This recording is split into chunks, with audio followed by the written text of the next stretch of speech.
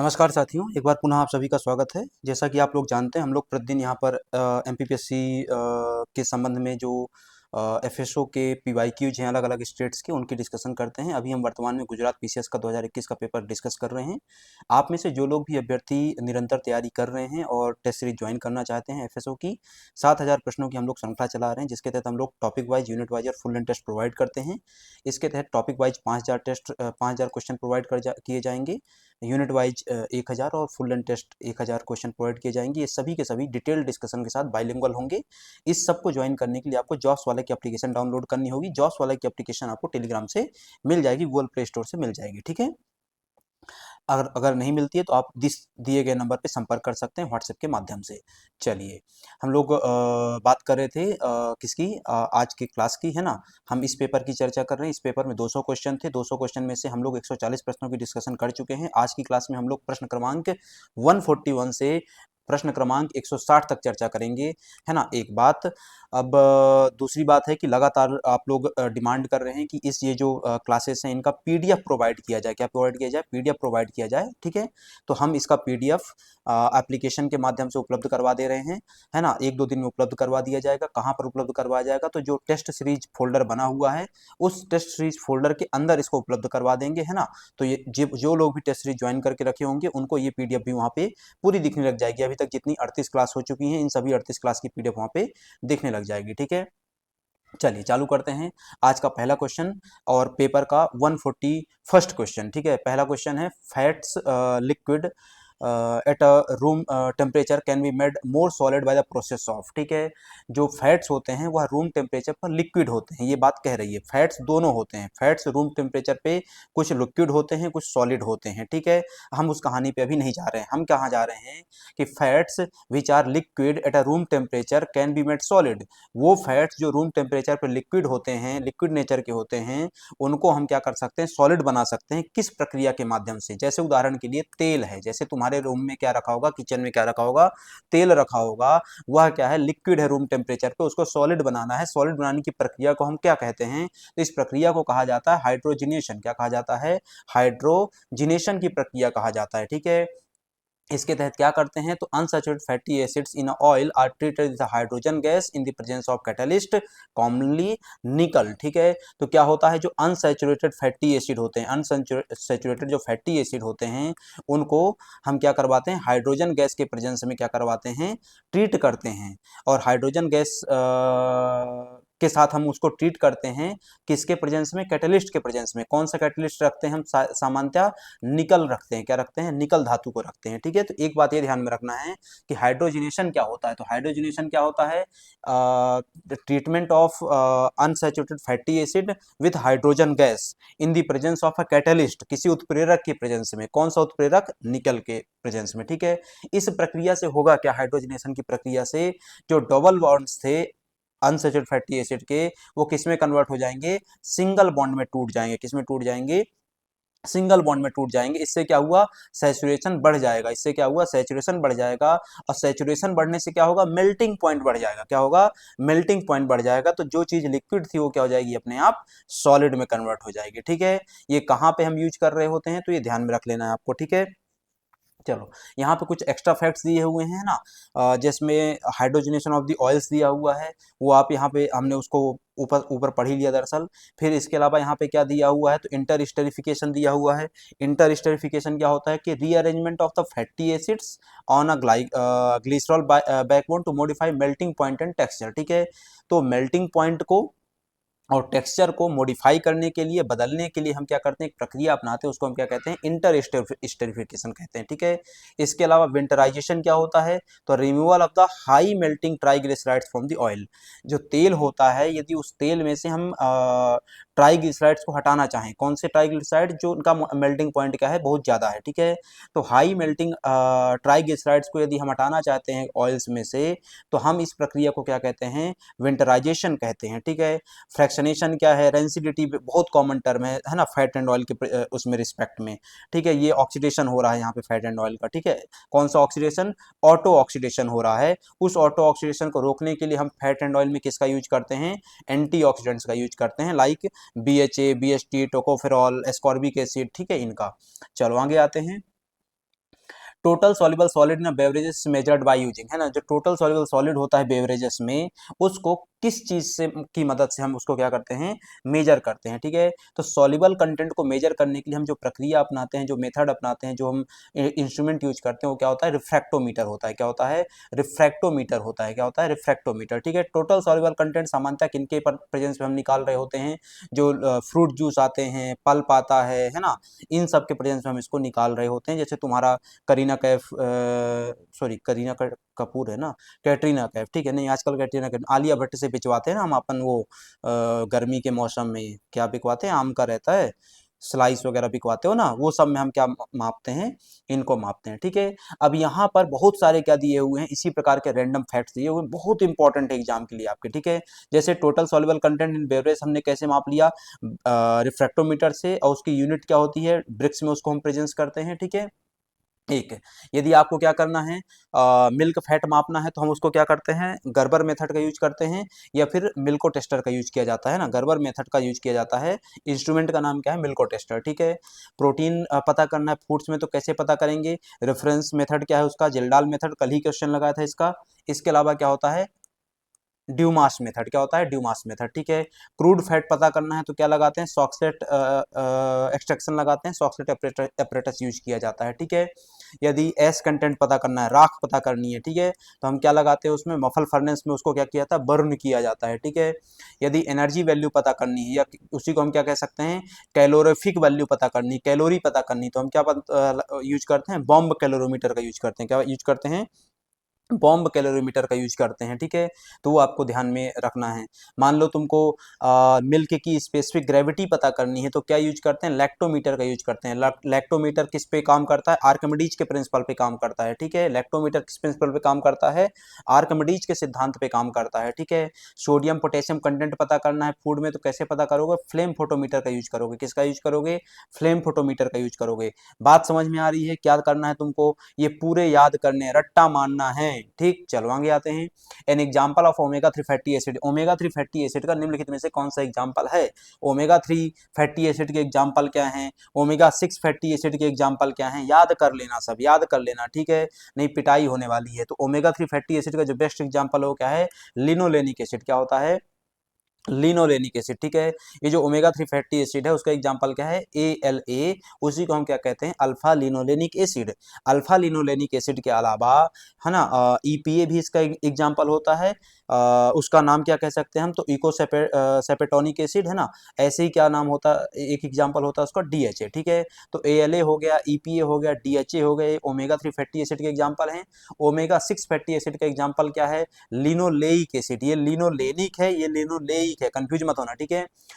Fat 6 fatty acid का example क्या है, लिनोलेइक एसिड और arachidonic acid. Omega 9 fatty acid का एग्जांपल क्या होता है, तो म्यूफा, क्या होता है, म्यूफा, जो कि ऑलिव ऑयल में क्या है, बड़ी आसानी से मिल जाता है, ठीक है, तो उसको ध्यान में रखेंगे। इसी प्रकार की बाकी लिस्ट यहाँ पे दी हुई है, जरूर आप ध्यान में रखें, ये आपके लिए एग्जाम के पर्सपेक्टिव से बहुत ज्यादा महत्व की चाहते हैं, बहुत महत्व की चीजें हैं, ठीक है। चलो अगला आता है, according to the new act, है ना, regarding the food safety, the post of the food inspector is renamed. आपका जो एग्जाम तैयारी कर रहे हो ना, फूड सेफ्टी ऑफिसर, इस फूड सेफ्टी ऑफिसर का पुराना नाम क्या होता था, फूड इंस्पेक्टर, क्या नाम होता था, फूड इंस्पेक्टर नाम होता था। तो अच्छा, फूड इंस्पेक्टर क्वेश्चन में दिया हो तो आंसर क्या हो जाएगा, फूड सेफ्टी ऑफिसर हो जाएगा, क्या हो जाएगा, फूड सेफ्टी ऑफिसर हो जाएगा। तो what is the right answer, the C is the right answer, ठीक है, food safety officer. Food safety officer ही क्या होता है, एक डिजिग्नेटेड ऑफिसर होता है, वो क्या होता है, एक डेजिग्नेटेड ऑफिसर होता है। ये बात कहाँ लिखी हुई है, एक्ट में ही लिखी हुई है, ठीक है। ये जो डेजिग्नेटेड ऑफिसर होता है, या फूड सेफ्टी ऑफिसर भी इसमें आता है। इसके अलावा जो कमिश्नरेट होता है वो भी इसी में डेजिग्नेटेड ऑफिसर की कैटेगरी में ही रखा जाता है, ठीक है। तो डेजिग्नेटेड ऑफिसर कैटेगरी में कई लोग आएंगे, उनमें से एक कौन आएगा, फूड इंस्पेक्टर आएगा, ठीक है। चलो ये ध्यान में रखना है आपको, ठीक है। यहाँ पे एक्ट के बारे में चंद बातें लिखी हुई हैं, ऑलरेडी आपको पता है ना। इसमें कितने सदस्य होते हैं, चेयरपर्सन होता है, और क्या होते हैं, 22 सदस्य होते हैं। 22 में से कितने, 1/3 महिलाएं होनी चाहिए। 7 क्या होंगे, 7 मंत्रालयों के 7 सदस्य होंगे जो कि एक्स ऑफिशियो मेंबर के तौर पे काम करेंगे। 15 लोग होंगे जो परमानेंट मेंबर होंगे।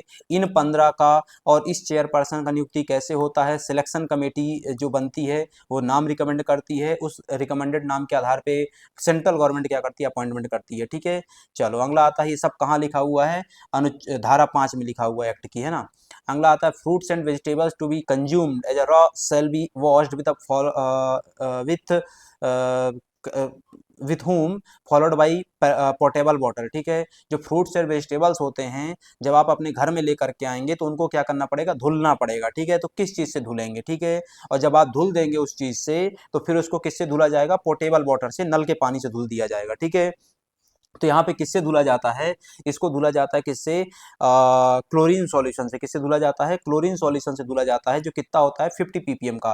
ये जो क्लोरीन सॉल्यूशन होता है यह दो तीन तरीके से यहाँ पे इम्पैक्ट लेकर आता है। एक क्या है, डिसइंफेक्टेंट के तौर पे काम करता है। किसके तौर पे काम करता है, डिसइंफेक्टेंट के तौर पे वो काम करता है। वहाँ पे जो भी माइक्रोब्स रहते हैं उनको किल करने का काम करता है। जब आप इससे धुल देते हैं तो फिर क्या करते हैं, उसी सब्जी को पोर्टेबल वाटर से, नल के पानी से भी आप उसको क्या करते हैं, धुल देते हैं। ठीक है, ये आपको ध्यान में रखना है ना। इसी चीज को सामान्यतः हम कई बार क्या कह देते हैं, इसी चीज को जब आप गर्म पानी से धुल रहे होते हैं किसी केमिकल आदि की मदद से, हम इसको क्या कह देते हैं, ब्लांचिंग कहते हैं। क्या कहते हैं, हम उसको ब्लांचिंग की प्रक्रिया कहते हैं। ब्लांचिंग की प्रक्रिया सिर्फ और सिर्फ वेजिटेबल्स और फ्रूट्स के लिए अपनाई जाती है।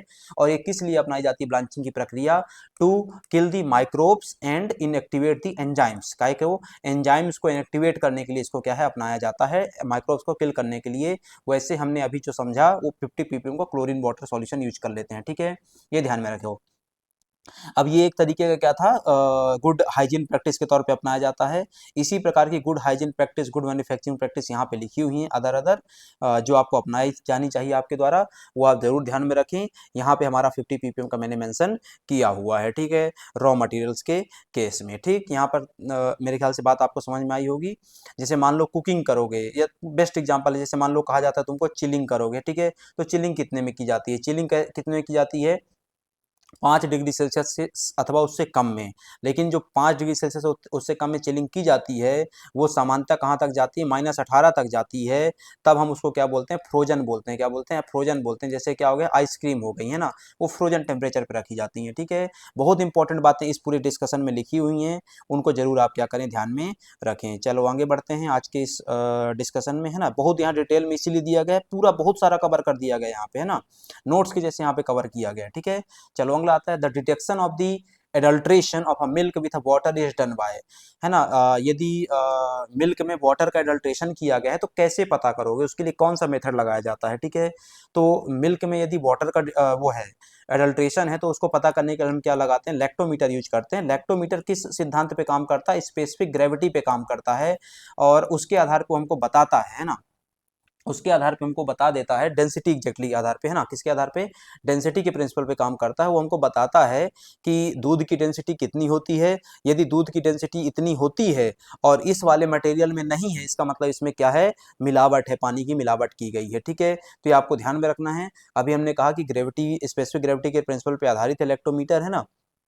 तो उसमें प्योर मिल्क जो होता है उसकी स्पेसिफिक ग्रेविटी कितनी होती है, 1.026 टू 1.032 के बीच में होती है, 15 डिग्री सेल्सियस के आसपास के तापमान पे बात करें तो। ठीक है, अब यदि इससे क्या हो रहा है, डोल रहा है ना, यदि इस रेंज में तुम्हारी ग्रेविटी नहीं आ रही है, दैट मीन्स कि तुम्हारे उसमें क्या किया गया, दूध में मिलावट किया गया, मिल्क में क्या है, मिलावट की गई है। ठीक है, वाटर इन मिल्क पता करने के लिए लैक्टोमीटर हो गया, स्टार्च पता करने के लिए आयोडीन टेस्ट यूज करते हैं। ठीक है, यही आयोडीन टेस्ट आजकल एनालॉग पनीर के पहचान के लिए यूज किया जाता है। ठीक है, सिंथेटिक पनीर को एनालॉग पनीर बोलते हैं जो लैब में बनता है। ठीक है, फॉर्मलिन यदि मिल्क में डाला गया है तो हम उसके लिए हैनर्स टेस्ट यूज करते हैं। यदि मिल्क में यूरिया डाला गया है तो हम इसके लिए क्या यूज करते हैं, डीएमएबी टेस्ट यूज करते हैं। मिल्क में यूरिया क्यों डाला जाता है, मिल्क में यूरिया डाला जाता है एसएनएफ बढ़ाने के लिए। क्या बढ़ाने के लिए, एसएनएफ बढ़ाने के लिए। कमेंट सेक्शन में बताओ एसएनएफ क्या होता है। ठीक है, चलो ये बाकी यहाँ पे टेस्ट दिए हुए हैं, आप जरूर ध्यान में रखें। ठीक, चलो अगला आता है, the size of the nano particles ranges between. ठीक है, क्वेश्चन ये क्यों आया, क्योंकि जो आपके यूनिट 7 है वहाँ पे क्या है, यूनिट 7 में भी और यूनिट 9 में भी। ठीक है, यूनिट 7 और यूनिट 9 में बहुत सारे क्या दिए हुए, फूड प्रोसेसिंग मेथड दिए हुए हैं, जहाँ पे आपको इस प्रकार की टर्म्स पढ़नी रहेंगी, याद करनी रहेंगी। ठीक है, तो जो नैनोमीटर होता है उसका मतलब क्या होता है, तो नैनोमीटर का मतलब होता है, यहाँ पे ऑप्शन के हिसाब से जाएंगे तो 1 से लेकर के है ना, 1 से लेकर के 100 नैनोमीटर का, है ना। नैनो पार्टिकल का साइज क्या होता है, तो 1 से लेकर के 100 नैनोमीटर तक की जो चीज़ होती है उसको हम नैनो पार्टिकल के तौर पे क्या करते हैं, कंसीडर करते हैं, डिफाइन करते हैं, ठीक है। अब यहाँ पे अलग अलग चीज़ों के भी पार्टिकल साइज दिए हुए हैं जो आपके एग्जाम के पर्सपेक्टिव से दिए हुए हैं। जैसे यूनिट 2 में आपका माइक्रो ऑर्गेनिज्म दिए हुए, वहाँ पे बैक्टीरिया का पार्टिकल साइज कितना होता है, ईस्ट सेल का पार्टिकल साइज कितना होता है, मोल्ड्स का पार्टिकल साइज कितना होता है, वायरस का पार्टिकल साइज कितना होता है, ठीक है। केसिन के जो मिसल्स होते हैं ना, केसिन के जो पार्टिकल्स होते हैं, मिसल्स होते हैं, उसका पार्टिकल साइज कितना होता है, फैट ग्लोब्यूल्स का पार्टिकल साइज मिल्क में कितना होता है, ठीक है। आरबीसी का पार्टिकल साइज कितना होता है, जरूर आप ये सब ध्यान में रखें, ठीक है। चलो अगला आता है, sugar added in milk is considered add. यदि मिल्क में शक्कर मिलाई जाती है तो हम उसको किस तौर पे देखते हैं, प्रिजर्वेटिव के तौर पे, एडिटिव के तौर पे, एडल्ट्रेंट के तौर पे, या थिकनर के तौर पे, ठीक है। तो यदि दूध में शक्कर मिलाई जा रही है तो हमेशा कंसीडर की जाएगी क्या, फूड एडिटिव के तौर पे, क्योंकि शक्कर नुकसान नहीं पहुंचाती, इसलिए एडल्ट्रेंट नहीं है, शक्कर नुकसान नहीं पहुंचा रही है, ठीक है। देखो वापस से, ठीक है। एडिटिव और एडल्ट्रेंट में डिफरेंस समझ लो यहीं पर, है ना। एडिटिव और एडल्ट्रेंट में डिफरेंस समझ लो सबसे पहली बात तो, ठीक है। तो एडल्ट्रेंट वो चीज होती है जो कानूनन बैन है उसके बाद भी तुम डाल रहे हो, कानूनन बैन है उसके बाद भी तुम डाल रहे हो, है ना, कि something illegally added to cheat और अ प्रॉफिट, है ना, कि जनता को चूतिया बनाने के लिए, है ना, ग्राहक को चूतिया बनाने के लिए, या फिर खुद का प्रॉफिट मार्जिन बढ़ाने के लिए, या किसी भी तरीके से तुमने क्या किया, कुछ ऐसी चीज फूड प्रोडक्ट में डाल दी जो कि इलीगल थी, जो कि बैन थी, है ना। उस प्रकार की चीज को हम क्या बोलते हैं, एडल्टेंट बोलते हैं। जैसे तुमने क्या कर लिया, दूध में स्टार्च डाल दिया, दूध में डिटर्जेंट डाल दिया, दूध में यूरिया डाल दिया, ये वाली चीज, ठीक है। दूसरा आता है एडिटिव्स क्या होते हैं। एडिटिव्स की बहुत बड़ी कैटेगरीज होती हैं, वो प्रिजर्वेटिव हो सकते हैं, वो थिकनर हो सकते हैं, वो फ्लेवरिंग एजेंट हो सकते हैं, वो कलरेंट हो सकते हैं, कुछ भी हो सकते हैं, ठीक है। तो वो जो एडिटिव होता है वो इंटेंशनली डाला जाता है, जानबूझ करके डाला जाता है, किसी न किसी पर्पज से डाला जाता है, वो लीगली क्या होता है, वैध होता है ना, कानूनन क्या होता है, वो वैध होता है, ठीक है। तो जो शुगर है वो सामान्यतः फ्लेवर्ड मिल्क में क्या है, डाली जाती है ना। उसको ध्यान में रखना है आपको, और पर्पज क्या है, तो उसको प्रिजर्वेशन के लिए भी डाल सकते हैं, फ्लेवरिंग के लिए भी डाल सकते हैं, थिकनिंग के लिए भी डाल सकते हैं, ठीक है। लेकिन वहां पे जो सही आंसर बैठेगा हमारा क्या बैठेगा, एडिटिव, क्योंकि यदि तुम प्रिजर्वेटिव बोलोगे और थिकनर भी बोलोगे, दोनों में सही हो जाएगा, लेकिन ये सही नहीं है। सही क्या है, प्रिजर्वेटिव थिकनर दोनों क्या है, एडिटिव ही है, तो सही आंसर क्या, एडिटिव के तौर पे, ठीक है। अब यहाँ पे डिफरेंट टाइप के एडिटिव्स दिए हुए हैं विथ देयर कॉमन पर्पज, है ना, कि जैसे sugar in a flavoured milk डाली जा रही है, बेवरेज में डाली जा रही है तो स्वीटनिंग एजेंट के तौर पे डाली जा रही होगी। सॉल्ट इन अ बटर, चीज, पिकल्स डाला जा रहा है तो फ्लेवरिंग और प्रिजर्वेशन के उद्देश्य से डाला जा रहा होगा। BHA BST tocopherol vitamin C डाले जा रहे हैं तो किसके उद्देश्य से डाले जा रहे होंगे, एंटीऑक्सीडेंट के उद्देश्य से डाले जा रहे होंगे। ये पूरी लिस्ट आप जरूर में ध्यान रखें, ठीक है। अगला, which food provide least calories, है ना, कौन सा जो फूड प्रोडक्ट है वो सबसे कम कैलोरीज की मात्रा उपलब्ध करवाता है, सबसे कम कैलोरी की मात्रा कौन सा फूड प्रोडक्ट उपलब्ध करवाएगा। A cup of black coffee, दूसरा आ जाता है कप ऑफ स्वीटेंड दही, तीसरा है कप ऑफ प्लेन मिल्क, चौथा है a cup of flavoured milk, ठीक है। कप ऑफ स्वीटेंड दही बिना शक्कर के नहीं बनेगा, बिना शक्कर के नहीं बनेगा, दैट मीन्स की कैलोरी आएगी कहाँ से, ग्लूकोज से, ठीक है। Cup of plane milk, carbohydrates में और फैट इसमें प्रेजेंट ही रहता है, फैट और कार्बोहाइड्रेट दोनों एनर्जी प्रोवाइड करेंगे, कैलोरी प्रोवाइड करेंगे। फ्लेवर्ड भी अगेन सेम सेम कॉन्सेप्ट, लेकिन ब्लैक कॉफी के साथ ऐसा नहीं होता है, ब्लैक कॉफी से कोई खास कैलोरी हमको नहीं मिल रही होती है। ब्लैक कॉफी से हमको क्या मिलता है, हमारा जो सीएनएस होता है उसका एक्टिवेशन मिलता है हमको, सीएनएस हमारा क्या हो जाता है, ज़्यादा एक्टिव हो जाता है, ठीक है, वो मिलता है, ठीक है। ये ध्यान में रखें। और ये जो कैलोरिफिक वैल्यू होती है किसकी होती है, न्यूट्रिएंट्स की होती है, किसकी होती है, न्यूट्रिएंट्स की होती है। किसी भी प्रकार से कभी भी कोई भी कैलोरिफिक वैल्यू नहीं होती है किसकी, फूड की, फूड की कोई कैलोरिफिक वैल्यू नहीं होती है। फूड में प्रेजेंट न्यूट्रिएंट की कैलोरिफिक वैल्यू होती है।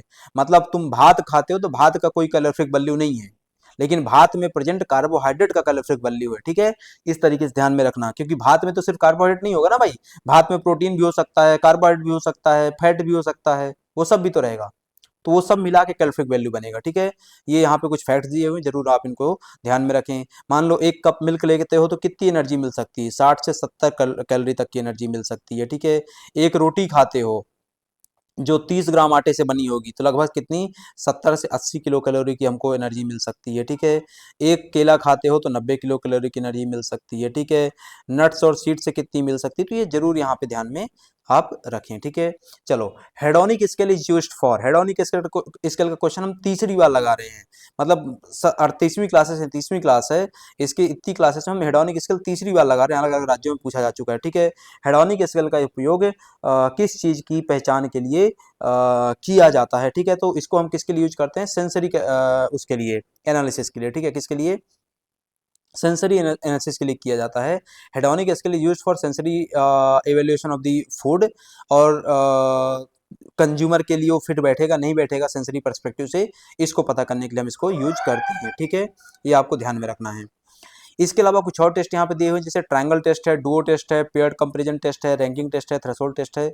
इनका क्या उपयोग है फूड इंडस्ट्री में, किस लिए यूज किए जाते हैं, जरूर एक बार आप इनसे गो थ्रू करें। ठीक है, चलो अगला आता है ISO 22000 standards are related to, है ना, जो ISO 22000 है उसका एक नाम है FSMS। क्या नाम है उसका, FSMS, food safety and management system. क्या नाम है उसका, food safety and management system. कहाँ दिया भाई, दे रहा है ना, सी में, food safety and management system उसका नाम होता है, जिसके लिए इसको यूज किया जाता है। ठीक है, और यहाँ पे बाकी भी ISO स्टैंडर्ड्स दिए हुए हैं जो फूड सेफ्टी के रिलेटेड हैं, जैसे 9000 क्या है, QMS है।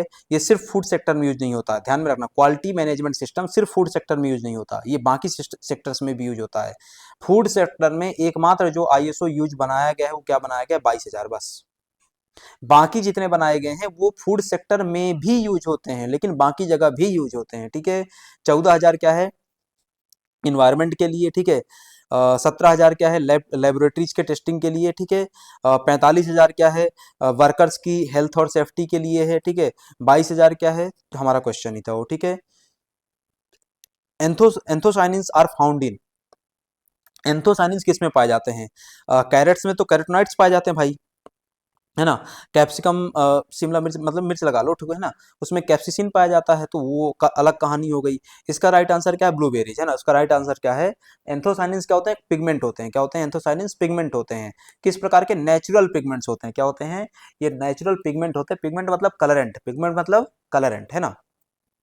इसमें क्या हुआ, साइनेंस में रेड ब्लू पर्पल, है ना, ये कलर प्रोवाइड करता है। किस में प्रोवाइड कर रहा है, तो हमने देख लिया, किसमें, बेरीज में। किसमें, बेरीज में। बेरीज में स्ट्रॉबेरी, ब्लैकबेरी, ब्लूबेरी सब हो सकता है ना।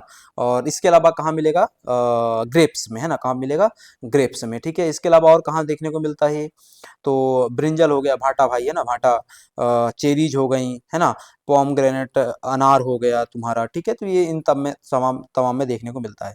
कैरोटीनॉइड्स वो भी एक नेचुरल पिगमेंट है ना, जो बीटा कैरोटीन के फॉर्म में सामान्यतः पाया जाता है। इसके अलावा बीटा कैरोटीन फॉर्म के अलावा लाइकोपीन हो गया, ल्यूटीन हो गया, जियाजेंथिन हो गया, है ना, इनके फॉर्म में भी पाया जाता है। जब तुम कैरोटीनॉइड्स में जाओगे, बीटा कैरोटीन है की बात करोगे, तो गाजर का रंग हो गया, है ना।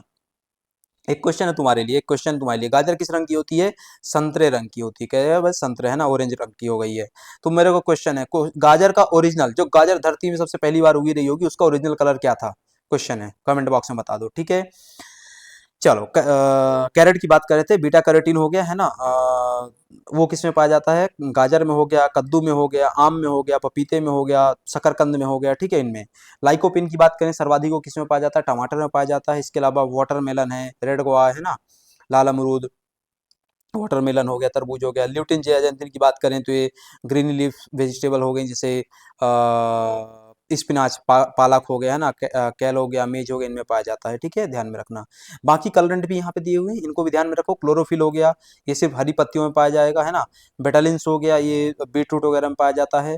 फ्लेवोनॉइड्स हो गए, तो ध्यान में रखना कौन कहाँ पाया जाता है। ठीक है, करक्यूमिन हो गया, है ना। तो ये पूरी लिस्ट दी हुई है, जरूर आप इनको ध्यान में रखें। ठीक,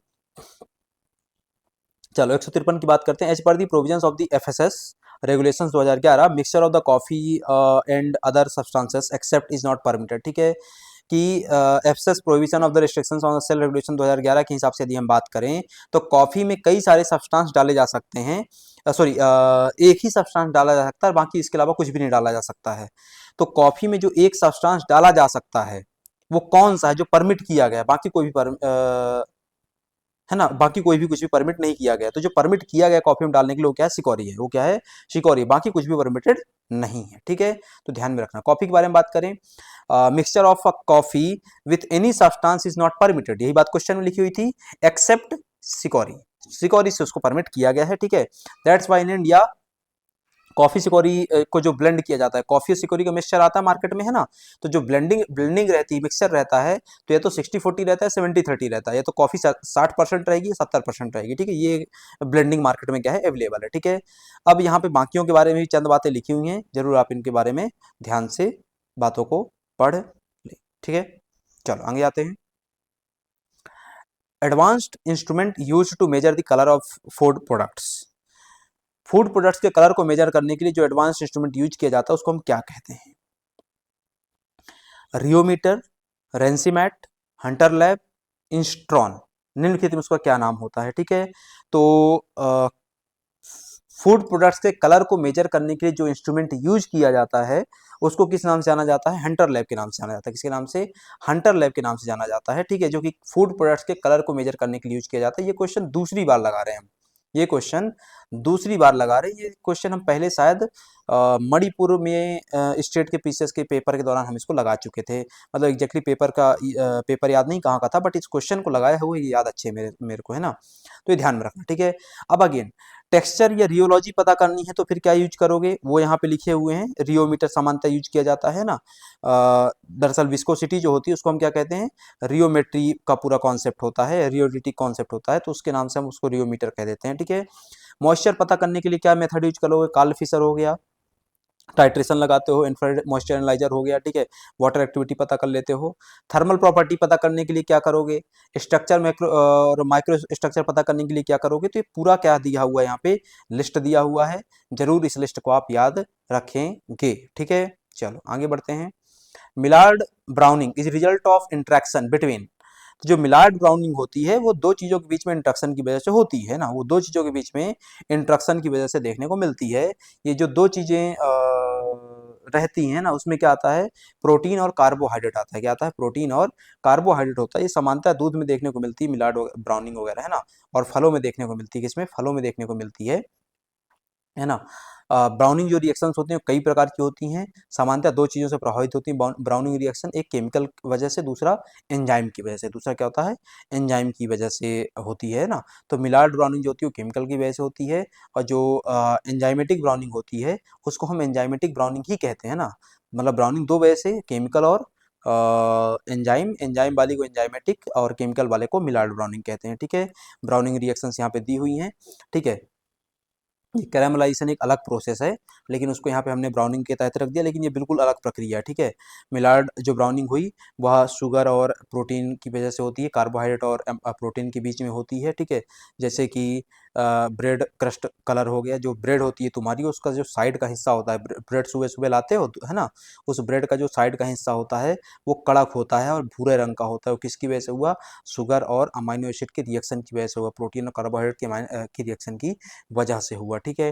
कैरामलाइजेशन क्या होता है, तो कैरामल टॉफ़ी बेक्ड शुगर सायरप इन सब में देखने को मिलता है, या हीटिंग की वजह से होता है, जब आप शक्कर को हीट करते हैं, सीरा बनाते हो, सीरा बनाते हो, सीरा कैसे बनाते हो, शक्कर को हीट करके, तो दरअसल उस समय क्या हो रहा था, प्रक्रिया हो रही थी, कौन सी प्रक्रिया, कैरामलाइजेशन हो रहा होता है, ठीक है। बाकी भी यहाँ रिएक्शन दी हुई है, इन रिएक्शन को भी आप जरूर एक बार पढ़ें, ठीक है। चलो आगे आते हैं। Prevention of food adulteration act is formulated bye, ये क्वेश्चन बिल्कुल गलत दिया हुआ है, ठीक है, ये क्वेश्चन बिल्कुल गलत दिया हुआ है, इन क्वेश्चन को उन्होंने कैंसिल भी नहीं किया है ना, गधों ने कैंसिल भी नहीं किया इस क्वेश्चन को, इन्होंने क्या दे दिया है, prevention of food adulteration act is formulated bye. देखो सिंपल सी बात है, भारत में कोई भी कानून फॉर्मुलेट होगा, भारत में कोई भी कानून बनेगा, वो कानून बनाने का अधिकार भारत में सिर्फ और सिर्फ किसके पास है, लेजिस्लेशन के पास है, किसके पास है, लेजिस्लेशन के पास है, और ये लेजिस्लेशन केंद्र के स्तर पे संसद कहलाती है। तो भारत में दरअसल ये इस प्रकार के कानून बनाने का अधिकार किसके पास है, संसद के पास है। बात समझ में आई, लेकिन यहाँ पे संसद जैसा उदाहरण नहीं दिया हुआ है। तो दरअसल हुआ क्या था, prevention of food adulteration act के तहत क्या किया गया था, एक व्यवस्था बनाई गई थी, उस व्यवस्था का नाम रखा गया था सीसीएफएस। क्या नाम रखा गया था, सीसीएफएस। मतलब इन्होंने जो आंसर दे दिया है दरअसल वो आंसर नहीं है, वो आंसर क्या है, दरअसल सीसीएफएस क्या है, एक संस्था है जो किसके तहत बनाई गई, पीएफए के तहत बनाई गई, पीएफए के अंडर उसको बनाया गया था, ठीक है।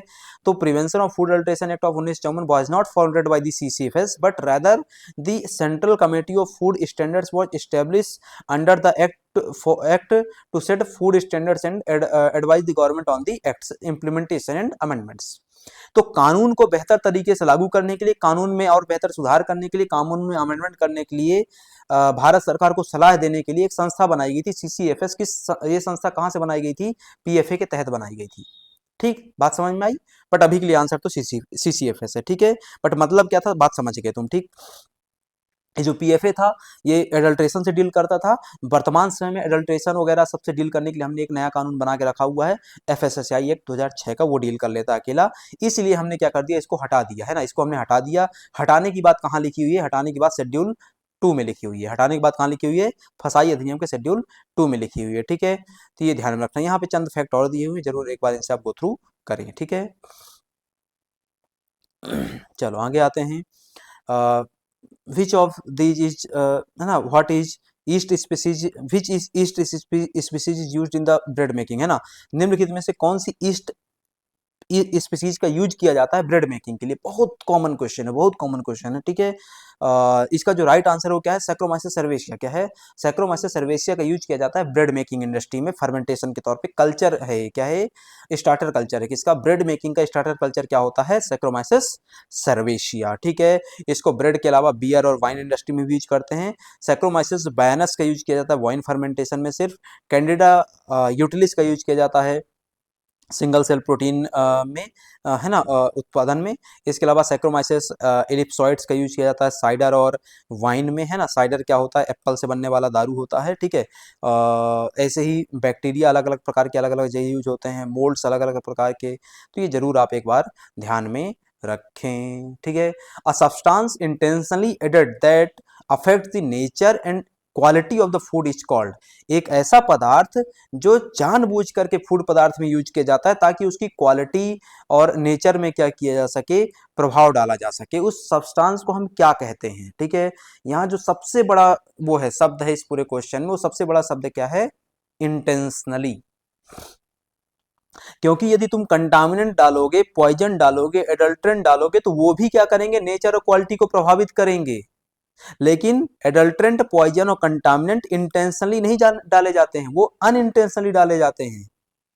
इंटेंशनली जो जानबूझ करके हम डाल रहे हैं उसको हम क्या बोलते हैं? Food material. इसी को हम क्या कहते हैं? फूड एडिटिव कहते हैं। इसी को हम क्या कहते हैं? फूड एडिटिव कहते हैं।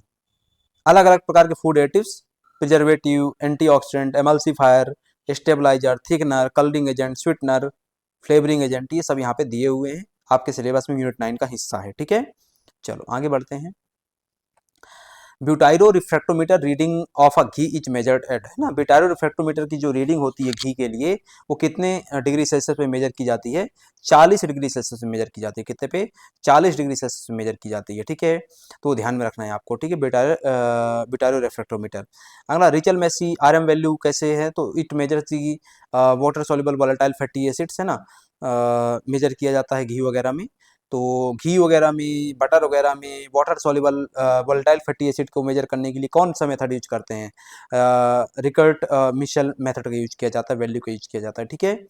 बॉर्डन टेस्ट का एक यूज करते हैं वनस्पति का पता करने के लिए, वनस्पति का एडल्ट्रेशन पता करने के लिए घी में, काय में? घी में, ठीक है। इवन मिल्क में भी। हाल्फेन टेस्ट का एक लिए लगाते हैं कॉटन सील ऑयल का एडल्ट्रेशन पता करने के लिए, ठीक है। पॉलेंसक वैल्यू क्या होती है? Insoluble fatty acid, volatile fatty acid का वैल्यू पता करने के लिए लगाते हैं, ठीक है। ये दोनों आपस में रिलेटेड हैं, बस ये वाटर सॉल्युबल और इनसॉल्युबल, ठीक है। ये ध्यान में रखना है, ठीक है। और यहाँ पे मेथड दिए हैं ढेर सारे, जरूर आप इनसे एक बार गो थ्रू करें। आज का आखिरी question, ISO stands for. ISO का फुल फॉर्म क्या होता है? तो आईएसओ का जो फुल फॉर्म है वो क्या है? इंटरनेशनल ऑर्गेनाइजेशन ऑफ स्टैंडर्डाइजेशन, है ना। उसका नाम क्या है? International Organization of standardisation.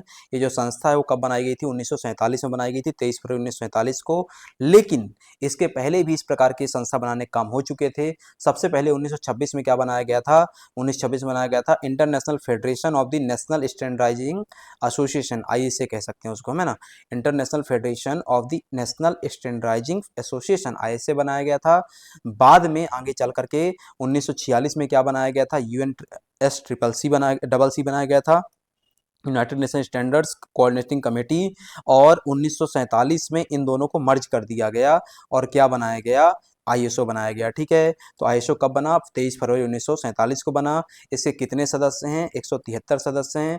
Bharat इसका क्या है, संस्थापक सदस्य। भारत इसका क्या है, संस्थापक सदस्य है। इसका हेडक्वार्टर कहाँ है, जिनेवा स्विट्जरलैंड में है।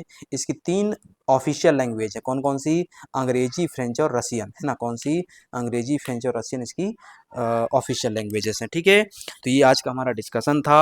आज की बात हम यहाँ ख़त्म करेंगे, मिलेंगे आपसे अगली क्लास में। तब तक के लिए आप सभी का धन्यवाद। जय हिंद, जय श्री राम।